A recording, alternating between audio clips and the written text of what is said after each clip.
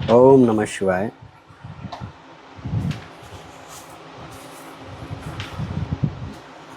शतरुद्र संहिता के इस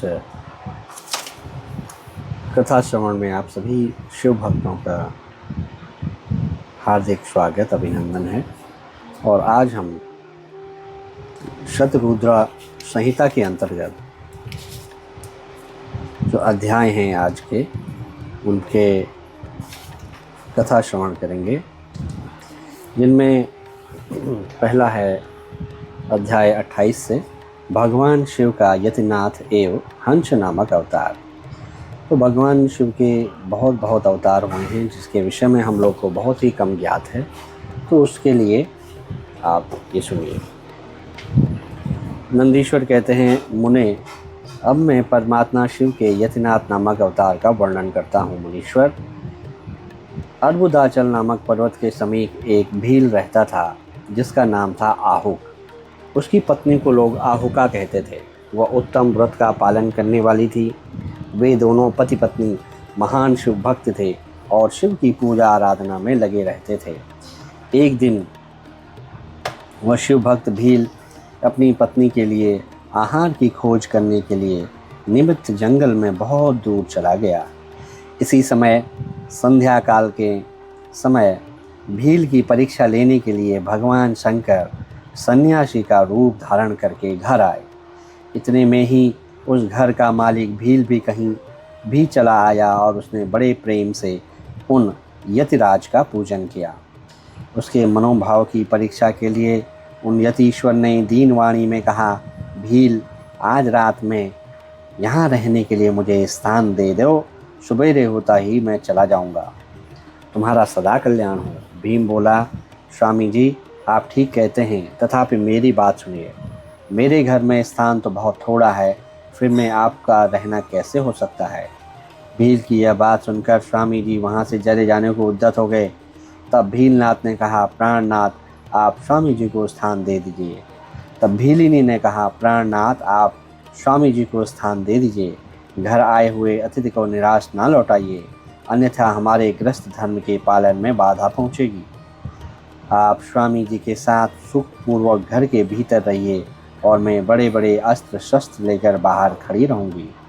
पत्नी यह बात सुनकर भील ने सोचा पत्नी की यह बात सुनकर भील ने सोचा, स्त्री को घर से बाहर निकालकर मैं भीतर कैसे रह सकता हूँ।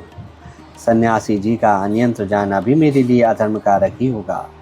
ये दोनों ही कार्य एक गृहस्थ के लिए सर्वथा अनुचित हैं, अतः मुझे ही घर के बाहर रहना चाहिए। जो होनहार होगी वो तो होकर ही रहेगी। ऐसा सोच आग्रह करके उसने स्त्री को और सन्यासी जी को सानंद घर के भीतर रख दिया और स्वयं वह भील अपने आयुध पास रखकर घर से बाहर खड़ा हो गया। रात में जंगली, क्रूर एवं हिंसक पशु उसे पीड़ा देने लगे। उसने भी यथाशक्ति उनसे बचने के लिए महान यत्न किया। इस तरह यत्न करता हुआ वह भील बलवान होकर भी प्रारब्ध प्रेरित हिंसक पशुओं द्वारा बलपूर्वक खा लिया गया। प्रातःकाल उठकर जब यति ने देखा कि हिंसक पशुओं ने वनवासी भील को खा डाला है, तब उन्हें बड़ा दुख हुआ। सन्यासी को दुखी देखकर भीलिनी दुख से व्याकुल होने पर भी धैर्यपूर्वक उस दुख को दबाकर यूं बोली, स्वामी जी, आप दुखी किस लिए हो रहे हो। इन भील राज का तो इस समय कल्याण ही हुआ। वे धन्य और कृतार्थ हो गए जो इन्हें ऐसी मृत्यु प्राप्त हुई। मैं चिता की आग में जलकर इनका अनुसरण करूंगी। आप प्रसन्नतापूर्वक मेरे लिए एक चिता तैयार कर दें, क्योंकि स्वामी का अनुसरण करना स्त्रियों के लिए सनातन धर्म है। उसकी बात सुनकर सन्यासी जी ने स्वयं चिता तैयार की और भीलिनी ने अपने धर्म के अनुसार उसमें प्रवेश किया। इसी समय भगवान शंकर अपने साक्षात स्वरूप से उसके सामने प्रकट हो गए और उसकी प्रशंसा करते हुए बोले, तुम धन्य हो, मैं तुम पर प्रसन्न हूँ। तुम इच्छा अनुसार वर मांगो, तुम्हारे लिए मुझे कुछ भी अदेय नहीं है। भगवान शंकर का यह परमानंददायक वचन सुनकर भीलिनी को बड़ा सुख मिला। वह ऐसी विभोर हो गई कि उसे किसी भी बात की सुध नहीं रही।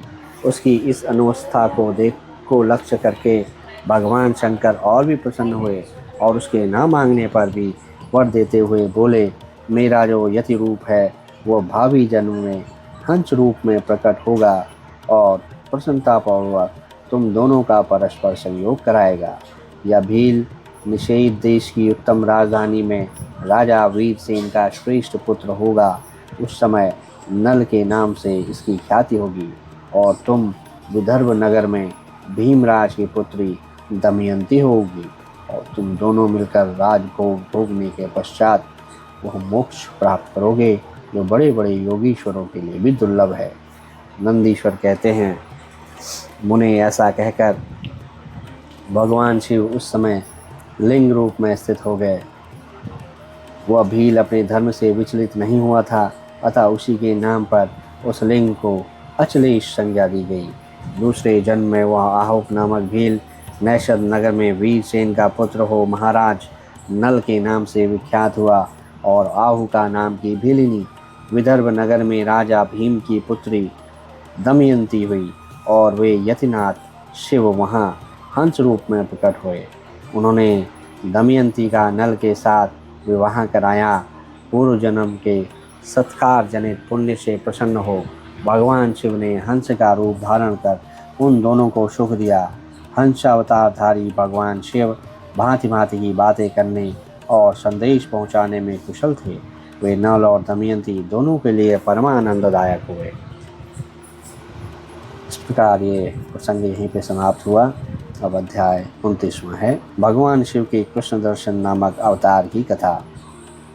नंदीश्वर कहते हैं, सनत कुमार जी, भगवान शंभु के एक उत्तम अवतार का नाम कृष्ण दर्शन है, जिसने राजा नभग को ज्ञान प्रदान किया था, उसका वर्णन करता हूँ।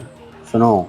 श्राद्धदेव नामक मनु के जो इक्ष्वाकु आदि पुत्र थे, उनमें नवम नाम नभग था। इनका पुत्र नाभाग गोम नाम से प्रसिद्ध हुआ। नाभाग के ही पुत्र अम्बरीश हुए, जो भगवान विष्णु के भक्त थे तथा जिसकी ब्राह्मण भक्ति देखकर उनके ऊपर महर्षि दुर्वासा प्रसन्न हुए थे। मुने, अम्बरीश के पिता मह जो नभग कहे गए हैं, उनका चरित्र का वर्णन करो। सुनो। उन्हीं को भगवान शिव ने ज्ञान प्रदान किया था। मनुपुत्र नभग बड़े बुद्धिमान थे।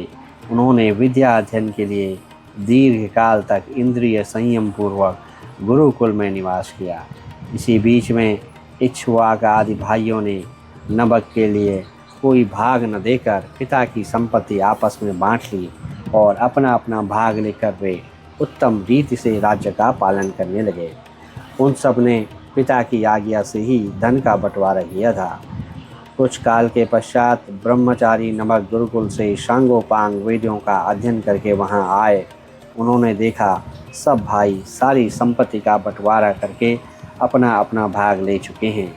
तब उन्होंने भी बड़े स्नेह से दाय भाग पाने की इच्छा रखकर अपने इक्ष्वाक आदि बंधुओं से कहा, भाइयों, मेरे लिए भाग दिए बिना ही आप लोगों ने आपस में सारी संपत्ति का बंटवारा कर लिया, अतः अब प्रसन्नतापूर्वक मुझे भी हिस्सा दीजिए। मैं अपना दाय भाग लेने के लिए ही यहाँ आया हूँ। भाई बोले, जब संपत्ति का बंटवारा हो रहा था उस समय हम तुम्हारे लिए भाग देना भूल गए थे। अब इस समय पिताजी को ही तुम्हारे हिस्से में देते हैं, तुम उन्हीं को ले लो, इसमें संशय नहीं है। भाइयों का यह वचन सुनकर नभग को बड़ा विस्मय हुआ। वे पिता के पास जाकर बोले, तात, मैं विद्याधन के लिए गुरुकुल में गया था और वहाँ आप तक ब्रह्मचारी रहा। इस बीच भाइयों ने मुझे छोड़कर आपस में धन का बंटवारा कर लिया। वहाँ से लौटकर जब मैंने अपने हिस्से के बारे में पूछा तब उन्होंने आपको मेरा हिस्सा बता दिया है, अतः उसके लिए मैं आपकी सेवा में आया हूँ।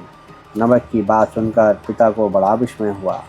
श्राद्धदेव के पुत्र को आश्वासन देते हुए उन्होंने कहा, बेटा, भाइयों की उस बात पर विश्वास न करो। उन्होंने तुम्हें ठगने के लिए कही है। मैं तुम्हारे लिए भोग साधक उत्तम दाय नहीं बन सकता।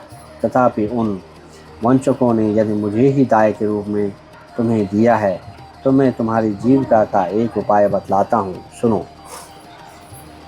इन दिनों उत्तम बुद्धि वाले आंगिरस गोत्रीय ब्राह्मण एक बहुत बड़ा यज्ञ कर रहे हैं। उस कर्म में प्रत्येक छठे दिन का कार्य वे ठीक ठीक नहीं समझ पाते, उनसे भूल हो जाती है। तुम वहाँ जाओ और उन ब्राह्मणों को विश्वदेव संबंधी 2 सूक्त बतला दिया करो। इससे वो यज्ञ शुद्ध रूप से संपादित होगा। वह यज्ञ समाप्त होने पर वे ब्राह्मण जब स्वर्ग को जाने लगेंगे, उस समय संतुष्ट होकर अपने यज्ञ से बचा हुआ सारा धन तुम्हें दे देंगे। पिता की यह बात सुनकर सत्यवादी नबक बड़ी प्रसन्नता के साथ उस उत्तम यज्ञ में गए। मुने वहाँ छठे दिन के कर्म में बुद्धिमान मनुपुत्र ने वैश्वदेव संबंधी 2 सूक्तों का स्पष्ट रूप से उच्चारण किया। यज्ञ कर्म समाप्त होने पर वे आंगिरस ब्राह्मण यज्ञ से बचा हुआ अपना अपना धन नभक को देकर स्वर्गलोक को चले गए। उस यज्ञ शिष्ट धन को जब वे ग्रहण करने लगे, उस समय सुंदर लीला करने वाले भगवान शिव तत्काल वहाँ प्रकट हो गए। उनके सारे अंग सुंदर थे, परंतु नेत्र काले थे। उन्होंने नबक से पूछा, तुम कौन हो जो इस धन को ले रहे हो? यह तो मेरी संपत्ति है, तुम्हें किसने यहाँ भेजा है? सब बातें ठीक ठीक बताओ। नबक ने कहा, यह तो यज्ञ से बचा हुआ धन है जिसे ऋषियों ने मुझे दिया है। अब यह मेरी ही संपत्ति है, इसको लेने से तुम मुझे कैसे रोक रहे हो? कृष्ण दर्शन ने कहा, तात, हम दोनों के इस झगड़े में तुम्हारे पिता ही पंच रहेंगे। जाकर उनसे पूछो और वे जो निर्णय दे दें उसे ठीक ठीक यहाँ आकर बताओ। उनकी बात सुनकर नबक पिता के पास जाकर उक्त प्रश्न को उनके सामने रखा। श्राद्ध देव को कोई पुरानी बात आ गई और उन्होंने भगवान शिव के चरण कमलों का चिंतन करते हुए कहा। मनु बोले, तात, वे पुरुष जो तुम्हें वहाँ धन लेने से रोक रहे हैं, साक्षात भगवान शिव हैं। यूँ तो संसार की सारी वस्तुएं ही उनकी हैं, परंतु यज्ञ से प्राप्त हुए धन पर उनका विशेष अधिकार है। यज्ञ करने से जो धन बच जाता है, उसे भगवान रुद्र का भाग निश्चित किया जाता है। अतः यज्ञावशिष्ट सारी वस्तु ग्रहण करने के अधिकारी सर्वेश्वर महादेव जी ही हैं। उनकी इच्छा से ही दूसरे लोग उस वस्तु को ले जा सकते हैं। भगवान शिव तुम पर कृपा करने के लिए वहाँ वैसा रूप धारण करके आए हैं। तुम वहीं जाओ और उन्हें प्रसन्न करो, अपने अपराध के लिए क्षमा मांगो और प्रणाम पूर्वक उनकी स्तुति करो। नबक पिता की आज्ञा से वहाँ गए और भगवान को प्रणाम करके सारे हाथ जोड़कर बोली, महेश्वर, यह सारी त्रिलोकी ही आपकी है। फिर यज्ञ से बचे हुए धन के लिए तो कहना ही क्या, निश्चय ही इस पर आपका ही अधिकार है। यही मेरे पिता ने निर्णय दिया है। नाथ, मैंने यथार्थ बात न जानने के कारण भ्रमवश जो कुछ कहा, मैं अपने अपराध के लिए क्षमा मांगता हूँ, मुझे क्षमा कीजिए। मैं आपके चरणों में मस्तक रहकर यह प्रार्थना करता हूँ कि आप मुझ पर प्रसन्न हों। ऐसा कहकर नभग ने अत्यंत दीनतापूर्ण हृदय से हाथ जोड़कर महेश्वर श्री कृष्ण दर्शन का स्तवन किया। उधर श्राद्ध देव ने भी अपने अपराध के लिए क्षमा मांगते हुए भगवान शिव की स्तुति की। तदंतर भगवान रुद्र ने मन ही मन प्रसन्न हो नभग को कृपा दृष्टि से देखा और मुस्कुराते हुए कहा। कृष्ण दर्शन बोले, नभग, तुम्हारे पिता ने जो धर्मानुकूल बात बताई है वह ठीक है। तुमने भी साधु स्वभाव के कारण सत्य ही कहा, इसलिए मैं तुम पर बड़ा प्रसन्न हूँ और तुम कृपा पूर्वक तुम्हें सनातन ब्रह्म तत्व का ज्ञान प्रदान करता हूँ। इस समय यह सारा धन मैंने तुम्हें दे दिया है, अब तुम इसे ग्रहण करो। इस लोक में निर्विकार रहकर सुख भोगो, अंत में मेरी कृपा से तुम्हें सद्गति प्राप्त होगी।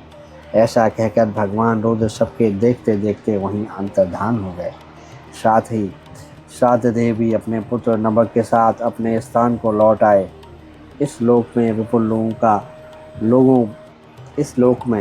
विपुल भोगों का उपभोग करके अंत में वे भगवान शिव के धाम चले गए। ब्राह्मण, इस प्रकार तुमसे मैंने भगवान शिव के कृष्ण दर्शन नामक अवतार का वर्णन किया। जो इस आख्यान को पढ़ता और सुनता है उसे संपूर्ण मनोवांछित फल प्राप्त हो जाते हैं। इस प्रकार ये अध्याय यहीं पे समाप्त होता है, जिसमें भगवान के कृष्ण दर्शन नाम के अवतार की कथा थी। अब आगे की कथा है भगवान शिव के अवधूत ईश्वर अवतार की कथा और उसकी महिमा का इसमें वर्णन है। नंदीश्वर कहते हैं, सनत कुमार, अब तुम परमेश्वर शिव के अवधूतेश्वर नामक अवतार का वर्णन सुनो, जिसने इंद्र के घमंड को चूर चूर कर दिया था। पहले की बात है, इंद्र संपूर्ण देवताओं तथा बृहस्पति जी को साथ लेकर भगवान शिव का दर्शन करने के लिए कैलाश पर्वत पर गए। उस समय बृहस्पति और इंद्र के शुभागमन की बात जानकर भगवान शंकर उन दोनों की परीक्षा लेने के लिए अवधूत बन गए। उनके शरीर पर कोई वस्त्र नहीं था। वे प्रज्वलित अग्नि के समान तेजस्वी होने के कारण महाभयंकर जान पड़ते थे।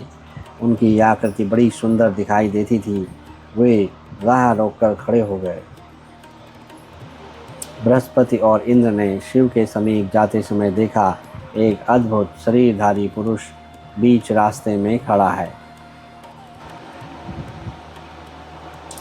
इंद्र को अपने अधिकार पर बड़ा गर्व था, इसलिए यह न जान सके कि साक्षात भगवान शंकर हैं। उन्होंने मार्ग में खड़े हुए उस पुरुष से पूछा, तुम कौन हो? इस नग्न अवधूत वेश में कहाँ से आए हो? तुम्हारा नाम क्या है? सब बातें ठीक ठीक बताओ, देर न करो। भगवान शिव अपने स्थान पर हैं या इस समय कहीं अन्यंत्र गए हैं। मैं देवताओं तथा गुरुजों के साथ उन्हीं के दर्शन के लिए जा रहा हूँ। इंद्र के बारंबार पूछने पर भी महान कौतुक करने वाले अहंकारी महायोगी त्रिलोकीनाथ शिव कुछ न बोले, चुप ही रहे। तब अपने ऐश्वर्य का घमंड रखने वाले देवराज इंद्र ने रोष में आकर उस जटाधारी पुरुष को फटकारा और इस प्रकार कहा, अरे मूढ़ दुर्मते, तू बार बार पूछने पर भी उत्तर क्यों नहीं देता है? अतः तुझे वज्र से मारता हूँ, देखूं कौन तेरी रक्षा करता है। ऐसा कह वह उस दिगंबर पुरुष की ओर क्रोधपूर्वक देखते हुए इंद्र ने उसे मार डालने के लिए वज्र उठाया। यह देख भगवान शंकर ने शीघ्र ही उस वज्र का स्तंभन कर दिया। उनकी बाँह अकड़ गई, इसलिए वज्र का प्रहार न कर सके। तदंतर वह पुरुष तत्काल ही क्रोध के कारण तेज से प्रज्वलित हो उठा, मानो इंद्र को जलाए देता हो। भुजाओं के स्तंभित हो जाने के कारण सचिव वल्लभ इंद्र क्रोध से उस सर्प की भांति जलने लगे, जिसका पराक्रम मंत्र के बल से अवरुद्ध हो गया हो। बृहस्पति ने उस पुरुष को अपने तेज से प्रज्वलित होता देख तत्काल ही यह समझ लिया कि ये साक्षात भगवान हर हैं। फिर तो वे हाथ जोड़ प्रणाम करके उनकी स्तुति करने लगे। उस स्थिति के पश्चात उन्होंने इंद्र को उनके चरणों में गिरा दिया और कहा, दीनानाथ महादेव, यह इंद्र आपके चरणों में पड़ा है, आप इसका और मेरा उद्धार करें। हम दोनों पर क्रोध नहीं प्रेम करें। महादेव, शरणागत इंद्र की रक्षा कीजिए। आपकी ललाट से प्रकट हुई यह आग इन्हें जलाने के लिए जा रही है। बृहस्पति की बात सुनकर अवधूत वेशधारी करुणा सिंधु शिव ने हंसते हुए कहा, अपने नेत्र से रोषवर बाहर निकली हुई अग्नि को मैं पुनः कैसे धारण कर सकता हूँ? क्या सर्प अपनी छोड़ी हुई केचुल को फिर ग्रहण कर सकता है? बृहस्पति बोले, देव, भगवान भक्त सदा ही कृपा के पात्र होते हैं। आप अपने भक्त वत्सल राम नाम को चरितार्थ कीजिए और अपने इस भयंकर तेज को अन्यंत्र कहीं डाल दीजिए। रुद्र ने कहा, देवगुरु, मैं तुम पर प्रसन्न हूँ, इसलिए उत्तम वर देता हूँ। इंद्र को जीवन दान देने के कारण आज से तुम्हारा एक नाम जीव भी होगा। मेरे ललाटवर्ती नेत्र से यह आग प्रकट हुई है, इसे देवता नहीं सह सकते, अतः उसको मैं बहुत दूर छोड़ूंगा, जिससे यह इंद्र को पीड़ा न दे सके। ऐसा कहकर अपने तेज स्वरूप उस अद्भुत अग्नि को हाथ में लेकर भगवान शिव ने क्षार समुद्र में फेंक दिया। वहाँ फेंके जाते ही भगवान शिव का वह तेज तत्काल एक बालक के रूप में परिणित हो गया, जो सिंधुपुत्र जलंधर नाम से विख्यात हुआ। फिर देवताओं की प्रार्थना से भगवान शिव ने ही असुरों के स्वामी जलंधर का वध किया था। अवधूत रूप से ऐसा सुंदर लीला करके लोक कल्याणकारी शंकर वहाँ से अंतर्धान हो गए। फिर सब देवता अत्यंत निर्भय एवं सुखी हुए। इंद्र और बृहस्पति भी भय से मुक्त हो उत्तम सुख के भागी हुए। जिसके लिए उनका आना हुआ था, वह भगवान शिव का दर्शन पाकर कृतार्थ हुए। इंद्र और बृहस्पति प्रसन्नतापूर्वक अपने अपने स्थानों को चले गए। सनत कुमार, इस प्रकार मैंने तुमसे परमेश्वर शिव के अवधूतेश्वर नामक अवतार का वर्णन किया है, जो दुष्टों को दंड एवं भक्तों को परम आनंद देने वाला है। यह दिव्य आख्यान पाप का निवारण करके यश, स्वर्ग, भोग, मोक्ष तथा संपूर्ण मनोवांछित फल की प्राप्ति कराने वाला है। जो प्रतिदिन एकाग्र चित्र हो इसे सुनता या सुनाता है, वह इस लोक में संपूर्ण उपभोग करने वाले अंत में शिव की गति को प्राप्त कर लेता है। इस प्रकार अध्याय 30 यहाँ पे समाप्त हुआ। अब आगे के अध्याय में भगवान शिव के भिक्षुवर्यावतार की कथा, राजकुमार और द्विजकुमार पर कृपा। नंदीश्वर कहते हैं, मुनिश्रेष्ठ, अब तुम भगवान शंभु के नारी संदेह भंजक भिक्षु अवतार का वर्णन सुनो, जिसे उन्होंने अपने भक्त पर दया करके ग्रहण किया था।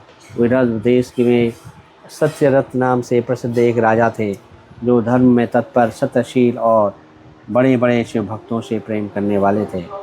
धर्मपूर्वक पृथ्वी का पालन करते हुए बहुत सा समय सुखपूर्वक बीत गया था। तदनंतर किसी समय शाल्व देश के राजाओं ने उस राजा की राजधानी पर आक्रमण करके उसे चारों ओर से घेर लिया। बलोन्मत्त शाल्व देशी क्षत्रिय के साथ उनके पास बड़ी सेना थी। राजा सत्यव्रत का बड़ा भयंकर युद्ध हुआ। शत्रुओं के साथ दारुण युद्ध करके उन्हें भारी सेना नष्ट हो गई। फिर देवयोग से राजा भी शाल्व के हाथों मारे गए। उन नरेश के मारे जाने पर मरने से बचे हुए सैनिक मंत्रियों सहित भय से विह्वल हो भाग खड़े हुए। मुने उस समय विदर्भ राज सत्यरात की महारानी शत्रुओं से घिरी होने पर भी कोई प्रयत्न करके रात के समय अपने नगर से बाहर निकली। वे गर्भवती थी, अतः शोक से संतप्त हो भगवान शंकर के चरणारविंदों का चिंतन करते हुए वे धीरे धीरे पूर्व दिशा की ओर बहुत भागी चली गई। सवेरा होने पर रानी ने भगवान शंकर की दया से एक निर्मल सरोवर देखा। उस समय तक वे बहुत दूर का रास्ता तय कर चुकी थी। सरोवर के तट पर आकर वे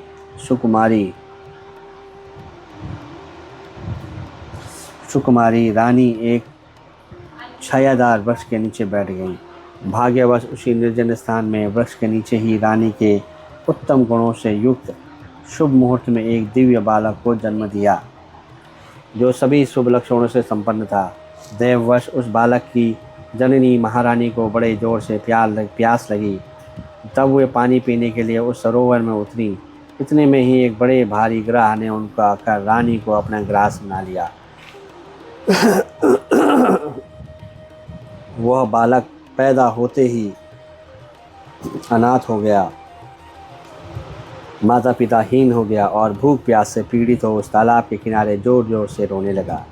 इतने में ही उस पर कृपा करके भगवान महेश्वर वहां आ गए और उस शिशु की रक्षा करने लगे। उन्हीं की प्रेरणा से एक ब्राह्मणी अकस्मात वहां आ गई।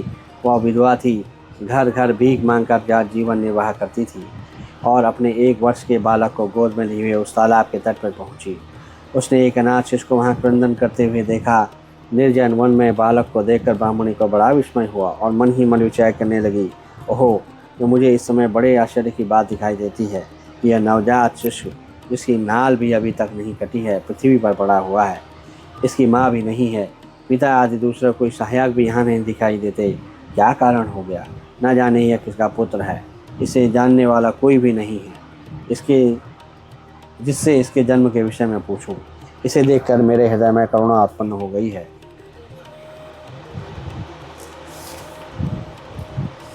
मैं इस बालक को अपने औरस पुत्र की भांति पालन पोषण करना चाहती हूँ, परंतु इसके कुल और जन्म आदि का ज्ञान न होने के कारण इसे छूने का साहस नहीं होता।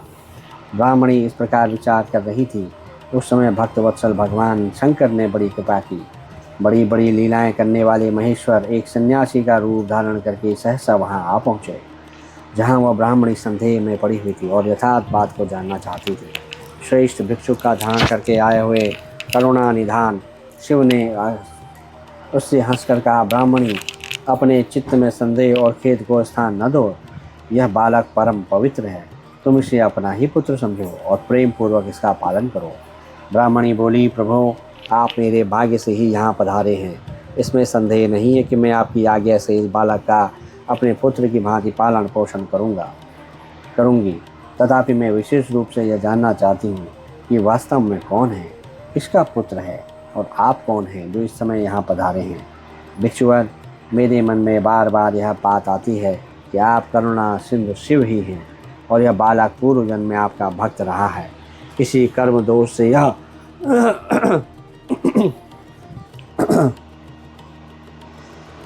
इस दुर्अवस्था में पड़ गया है। इसे भोग कर यह पुनः आपकी कृपा से परम कल्याण का भागी होगा। मैं भी आपकी माया से ही मोहित हो मार्ग भूल कर यहाँ आई हूँ। आपने ही इसके पालने के लिए मुझे यहाँ भेजा है। भिक्षु प्रवर शिव ने कहा, ब्राह्मणी सुनो, यह बालक शिव भक्त विदर्भराज सत्यरथ का पुत्र है। सत्यरथ को शाल्व देवी क्षत्रिय राजाओं ने युद्ध में मार डाला है। उनकी पत्नी अत्यंत व्यग्र हो रात में शीघ्रतापूर्वक अपने महल से बाहर आईं। उन्होंने यहाँ आकर इस बालक को जन्म दिया। सवेरा होने पर वे प्यास से पीड़ित हो सरोवर में उतरी। उसी समय दैववश एक ग्राह ने उनको आकर अपना आहार बना लिया। ब्राह्मणी बोली, भिक्षुदेव, क्या कारण है कि उनके पिता राजा सत्यरथ श्रेष्ठ भागों के उपभोग के समय बीच में ही शाल्य देशीय शत्रुओं द्वारा मारे गए हैं। इस कारण से इस शिशु को माता ग्रह ने खा लिया और यह शिशु जो जन्म से ही अनाथ और बंधुहीन हो गया, इसका क्या कारण है। मेरा अपना पुत्र भी अत्यंत दरिद्र एवं भिक्षुक क्यों हुआ तथा मेरे इन दोनों पुत्रों को भविष्य में कैसे सुख प्राप्त होगा। भिक्षुवर शिव ने कहा, इस राजकुमार के पिता विदर्भराज पूर्व जन्म में पांड्य देश के श्रेष्ठ राजा थे। वे सब धार्मिक कार्यों के ज्ञाता थे और संपूर्ण पृथ्वी का धर्मपूर्वक पालन करते थे। एक दिन प्रदोष काल में राजा भगवान शंकर का पूजा कर रहे थे और बड़ी भक्ति से त्रिलोकीनाथ महादेव जी की आराधना में संलग्न थे। उसी समय नगर में कोलाहल मचा। उस उत्कट शब्द को सुनकर राजा ने बीच में ही भगवान शंकर की पूजा छोड़ दी और नगर में क्षोभ फैलने की आशंका से राजभवन के बाहर निकल गए। इस समय राजा का महाबली मंत्री शत्रु को पकड़कर उनके समीप ले आया। वह शत्रु पांड्य राज का ही सामंत था। उसे देखकर राजा ने क्रोधपूर्वक उसका मस्तक कटवा दिया। शिव पूजा छोड़कर नियम को समाप्त किए बिना ही राजा रात में भोजन भी कर लिया। इस प्रकार राजकुमार भी प्रदोष काल में शिव की पूजा किए बिना ही सो गया। वहीं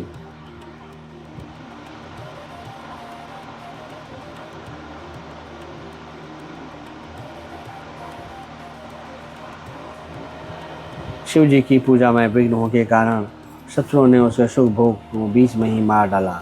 पूर्व जन्म में उसका जो पुत्र था वही इस जन्म में भी हुआ है। शिव जी की पूजा का उल्लंघन करने के कारण यह दरिद्रता को प्राप्त हुआ है। इसकी माता ने पूर्व जन्म में छल से अपनी सौत को मार डाला था। उस महान पाप के कारण ही वह इस जन्म में ग्रह के द्वारा मारी गई। ब्राह्मणी, यह तुम्हारा पुत्र पूर्व जन्म में उत्तम ब्राह्मण था। इसने सारी आयु केवल दान लेने में बिताई है, यज्ञ आदि सत्कर्म नहीं किए हैं, इसलिए यह दरिद्रता को प्राप्त हुआ। उस दोष का निवारण करने के लिए अब तुम भगवान शंकर की शरण में जाओ। ये दोनों बालक यज्ञोपवीत संस्कार के पश्चात भगवान शिव की आराधना करें, भगवान शिव इसका कल्याण करेंगे। इस प्रकार ब्राह्मणी को तेज से भिक्षु का शरीर धारण करने वाले भक्तवत्सल शिव ने अपने उत्तम स्वरूप का दर्शन कराया। उन्हें साक्षात शिव जानकर ब्राह्मण पत्नी ने प्रणाम किया और प्रेम से गदगद गुण द्वारा उनकी स्तुति की।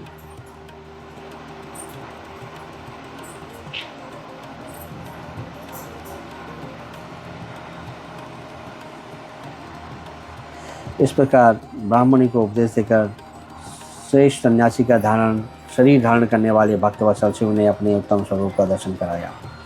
उन्हें साक्षात शिव जानकर ब्राह्मण पत्नी ने प्रणाम किया और प्रेम से गदगद वाणी द्वारा उनकी स्तुति की। तत्पश्चात भगवान शिव वहीं अंतर्धान हो गए। उनके चले जाने पर ब्राह्मणी उस बालक को लेकर उनके पुत्रों के साथ घर को चली गई। एक चक्रा नाम के सुंदर ग्राम में अपना घर बना रखा था और उत्तम अन्न से पोषण करने लगी। यथासमय ब्राह्मणों ने उन दोनों का यज्ञोपवीत संस्कार कर दिया। वे दोनों शिव की पूजा में तत्पर रहते हुए घर पे ही बड़े हुए। शांडिल्य मुनि के उपदेश से नियम परायण हो गई दोनों शुभ व्रत रखकर प्रदोष काल में ही शंकर जी की पूजा करते थे। एक दिन द्विज कुमार राजकुमार को साथ लिए बिना ही नदी में स्नान करने के लिए चले गए। वहाँ उसने निधि से भरा हुआ एक सुंदर कलश मिल गया। इस प्रकार भगवान शंकर की पूजा करते हुए उन दोनों राजकुमारों को उसी घर में एक व्यस्त हो गया। तदनंतर एक दिन राजकुमार उस ब्राह्मण कुमार के साथ वन में गया। वहाँ अकस्मात एक गंधर्व कन्या आ गई। उसके पिता ने वो कन्या राजकुमार को दे दी।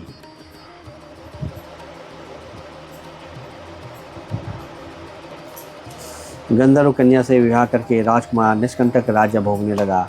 जिस ब्राह्मण पत्नी ने पहले अपने पुत्र की भांति उसका पालन पोषण किया था, वही उस समय राजमाता हुई और वह ब्राह्मण कुमार उसका भाई हुआ, जिसका नाम धर्मगुप्त था।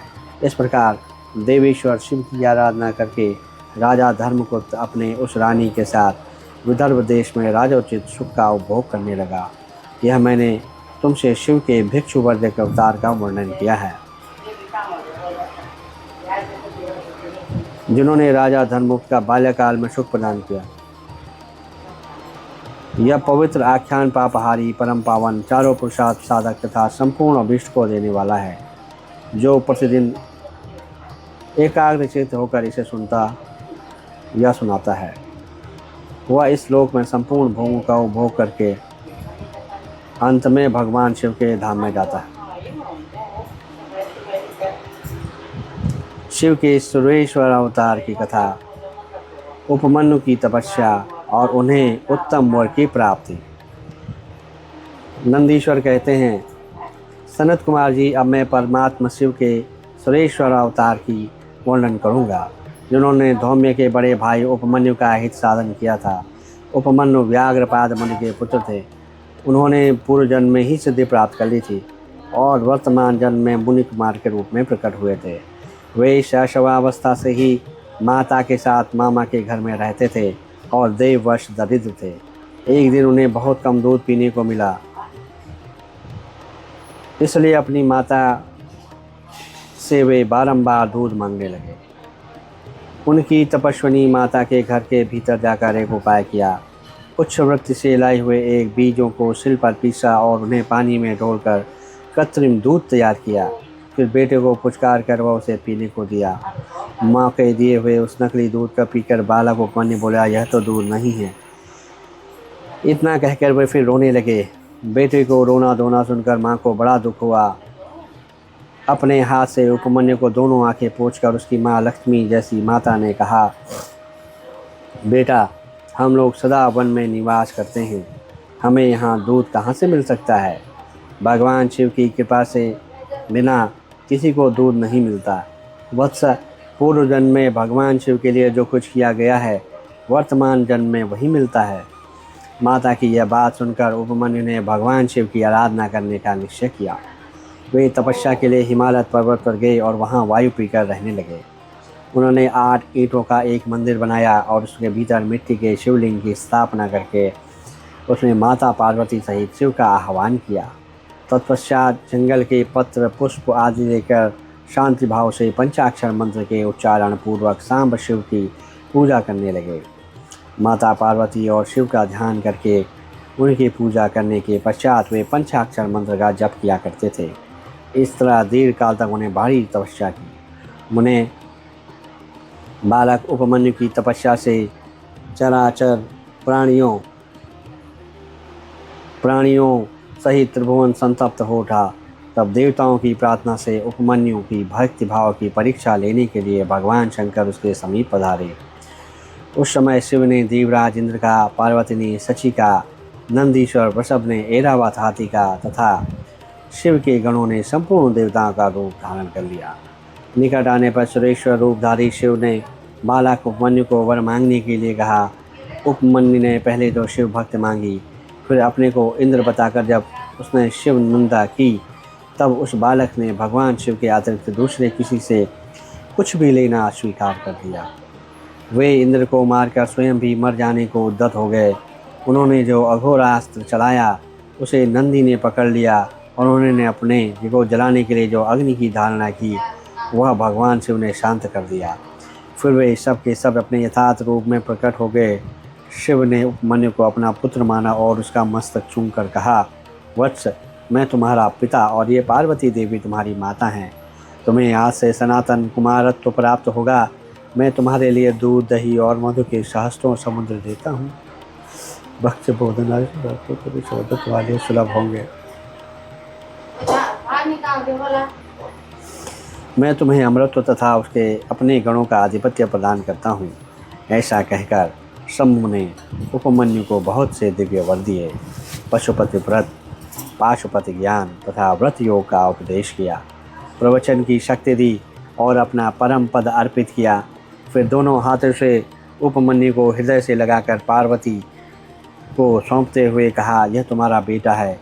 पार्वती ने भी बड़े प्यार से उसके मस्तक पर अपना कर कमल रखा, उन्हें अक्षय कुमार पद प्रदान किया।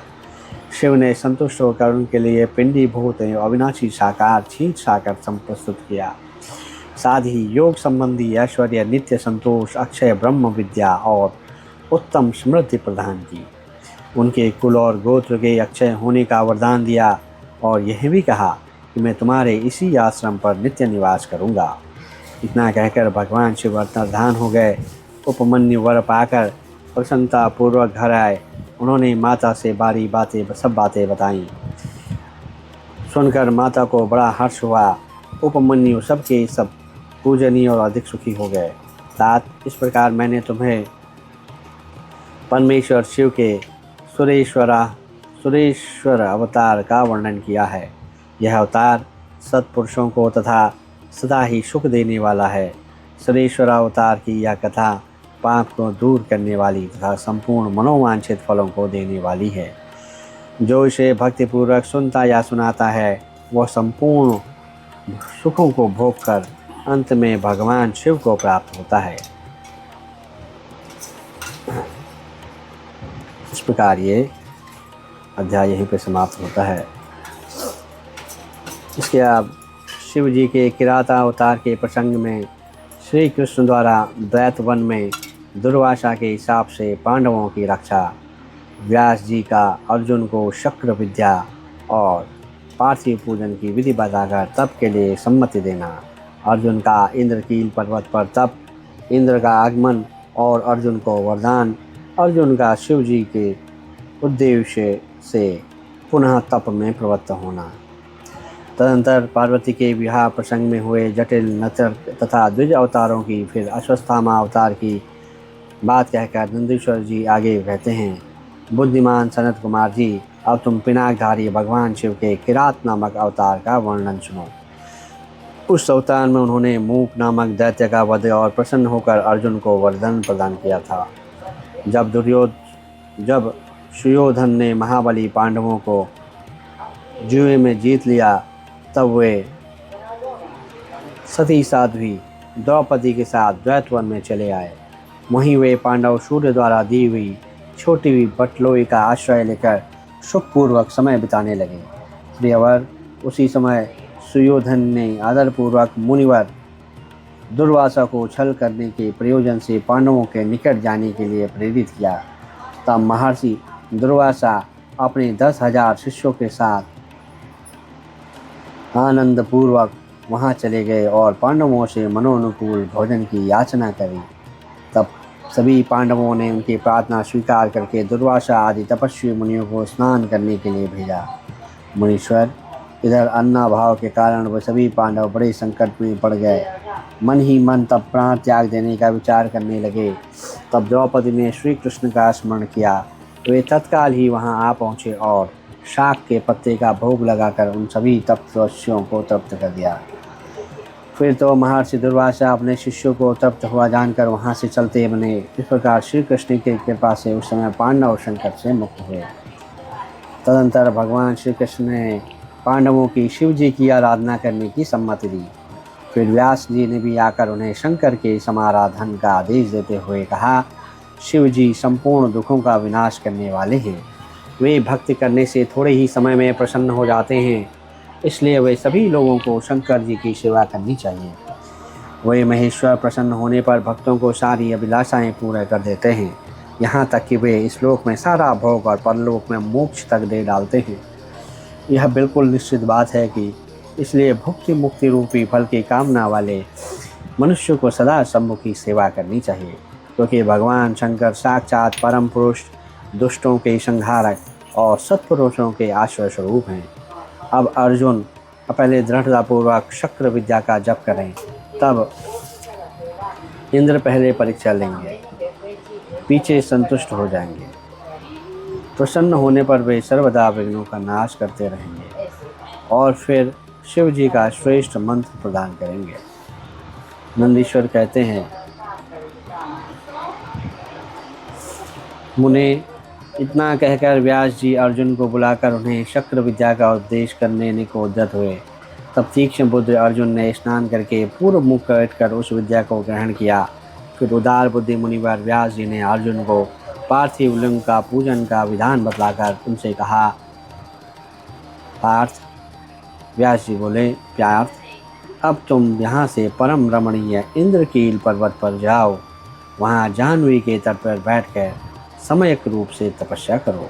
यह विद्या अदृश्य रूप से सदा तुम्हारा हित करती रहेगी।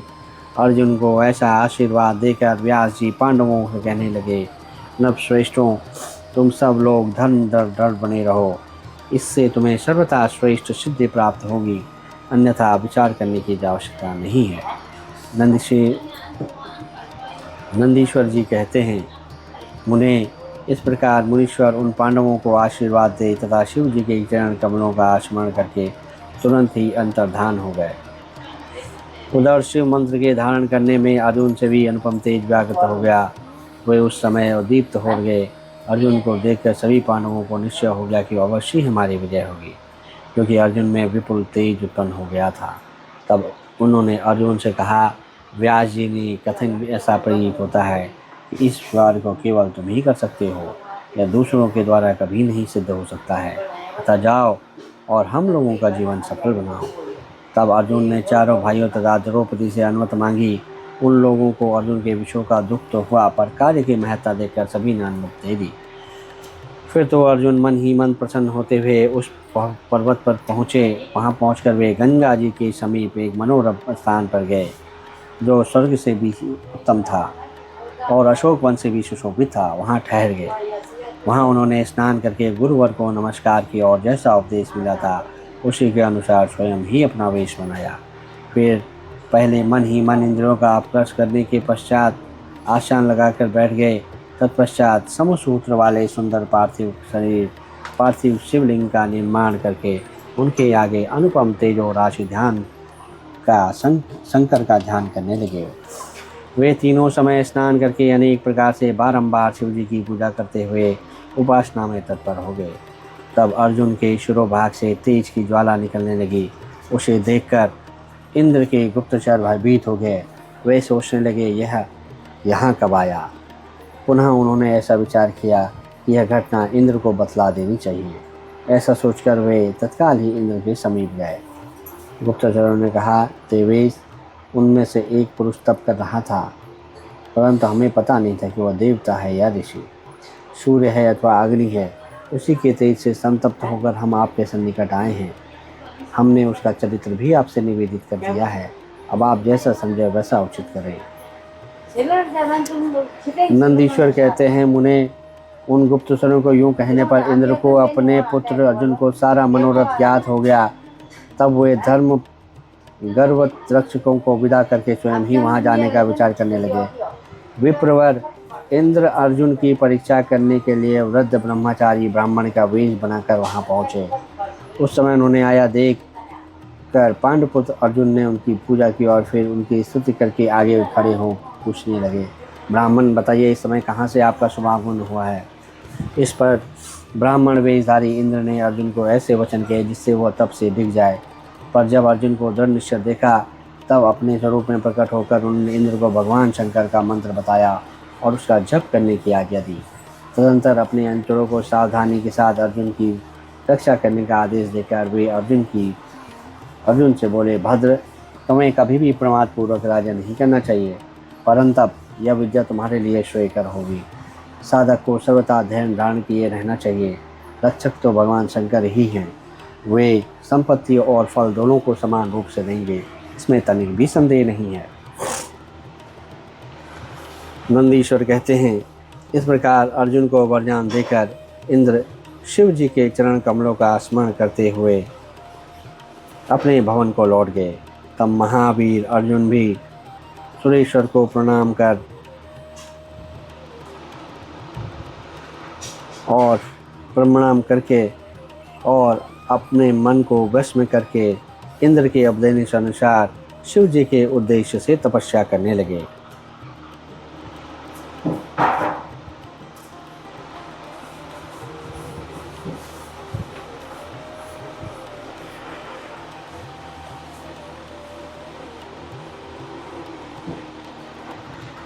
किरात अवतार के प्रसंग में मूक नामक दैत्य का शुक्र रूप धारण करके अर्जुन के पास आना, शिव जी का किरात वेश में प्रकट होना और अर्जुन तथा किरात वेशधारी शिव द्वारा उस दैत्य का वध।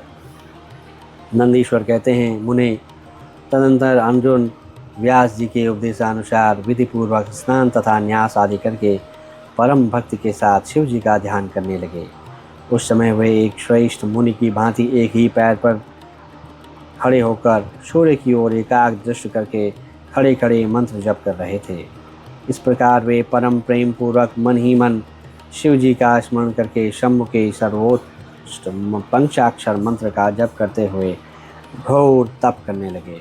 उस तपस्या का ऐसा उत्कृष्ट तेज प्रकट हुआ जिससे देवगण विस्मित हो गए। पुनः वे शिव जी के पास गए और सम्मोहित चित्त से बोले, देवताओं ने कहा, सर्वेश, एक मनुष्य आपके लिए तपस्या में निरत है। प्रभु, वो व्यक्ति जो कुछ चाहता है कि आप उसे दे नहीं देते, उसे आप दे क्यों नहीं देते? नंदीश्वर ने कहा, हे मुने, यूँ कहकर देवताओं ने अनेक प्रकार से उनकी स्तुति की। फिर उनके परिणों को और दृष्टि लगाकर वे विनम्र भाव से खड़े हो गए। तब उदार बुद्धि एवं प्रसन्न आत्मा भगवान शिव जी उस वचन को सुनकर ठहाकर हंस पड़े और देवताओं से इस प्रकार बोले।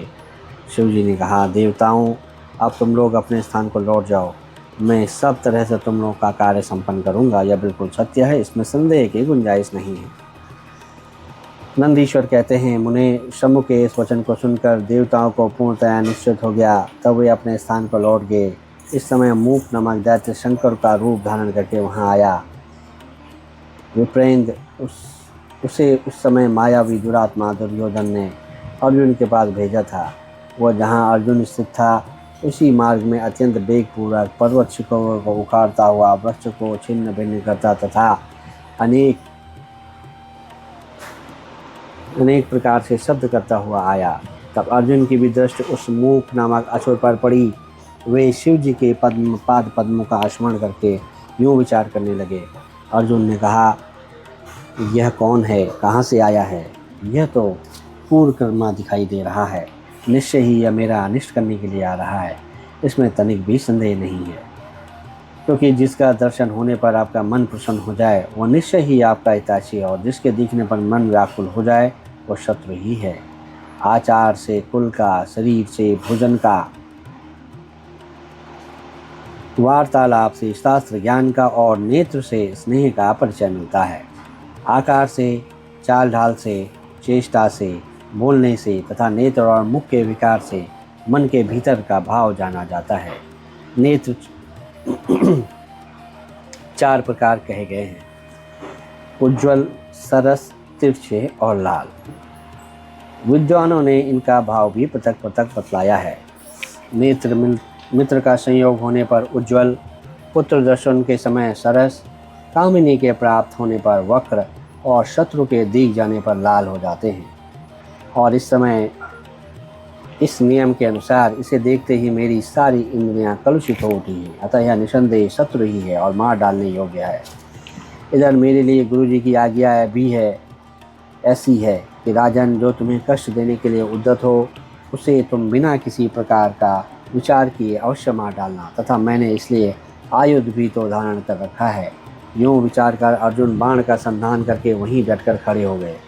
इसी बीच भक्त वत्सल भगवान शंकर अर्जुन की रक्षा, उनकी भक्ति की परीक्षा और उस दैत्य का नाश करने के लिए शीघ्र ही वहां आ पहुँचे।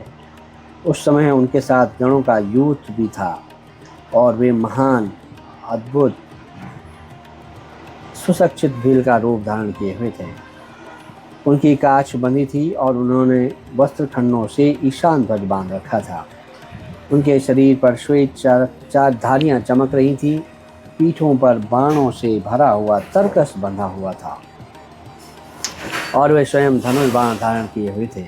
उनका गणयूथ भी ऐसे ही साज सज्जा से युक्त था।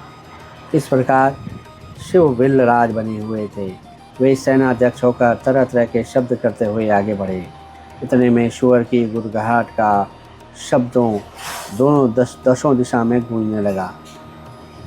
इस शब्द से पर्वत आदि सभी जड़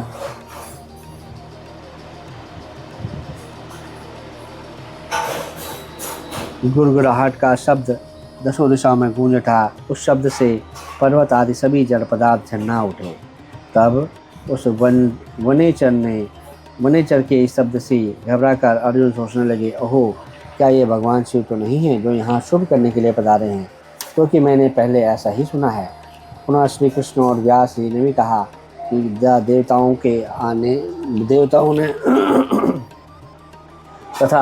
देवताओं ने भी बारंबार स्मरण करके ऐसी ही घोषणा की है कि शिव जी कल्याण करता और सुख करता है। वे मुक्ति प्रदान करने वाले और भुक्ति प्रदान करने वाले हैं। उनका नाम स्मरण करने से मनुष्यों का निश्चय ही कल्याण होता है। जो लोग सर्वभाव से उनका भजन करते हैं उन्हें स्वप्न में भी दुख का दर्शन नहीं होता। यदि कदाचित सुख दुख आ ही जाता है तो इसे कर्मजनित मानना चाहिए। यो भी बहुत सी आशंका होने पर भी थोड़ा होता है, अथवा उसे विशेष रूप से प्रारब्ध का दोष ही माना जाना चाहिए। अथवा कभी कभी भगवान शंकर अपनी इच्छा से थोड़ा सा अधिक दुख भुगता कर फिर निसंदेह उसे दूर कर देते हैं। ये विषय भी अमृत और अमृत को विष बना देते हैं। यूँ जैसी उनकी इच्छा होती है वैसा वे करते हैं। भला उन समर्थकों को कौन मना कर सकता है? अन्यान प्राचीन भक्तों की ऐसी ही धारणा थी। अतः भावी भक्तों को सदा इसी पर विचार करके अपने मन को स्थिर रखना चाहिए।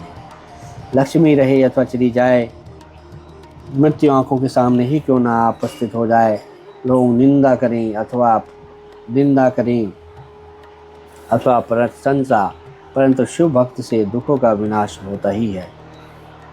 शंकर अपने भक्तों को चाहे वे पापी हों या पुण्य आत्मा सदा सुख रखते हैं। यदि कभी वे परीक्षा के लिए भक्तों को कष्ट में डाल देते हैं तो अंत में दयालु स्वभाव होने के कारण वही उस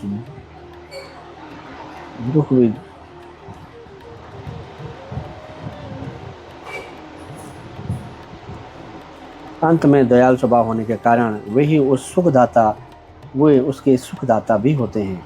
फिर तो वह भक्त उसी प्रकार निर्मल हो जाता है जैसे आग में तपाया हुआ सोना शुद्ध हो जाता है।